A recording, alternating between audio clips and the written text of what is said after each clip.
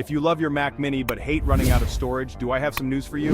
The M4 Mac Mini storage isn't soldered down like before. This means it's actually modular and upgradable. Sounds easy, right? Well, hold on to your soldering irons. Popular Mac repair whiz, dosdude 1, just upgraded his Mac Mini from 256 GB to a whopping 1 TB. He swapped out those tiny 128 GB NANDs for big, shiny 512 GB ones. But, spoiler alert, this isn't a task for the faint-hearted.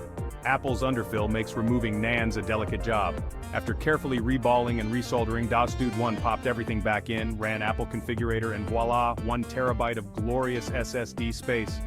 But what if you don't have mad micro-soldering skills? Good news, Polysoft Services might soon offer pre-made upgrade modules. Imagine upgrading your Mac Mini without breaking a sweat. So, here's to hoping for a future where upgrading your Mac Mini storage is as easy as pie. Until then, keep dreaming big and maybe practice your soldering. Don't forget to check out dosdude 1's video. It's a techie's dream come true.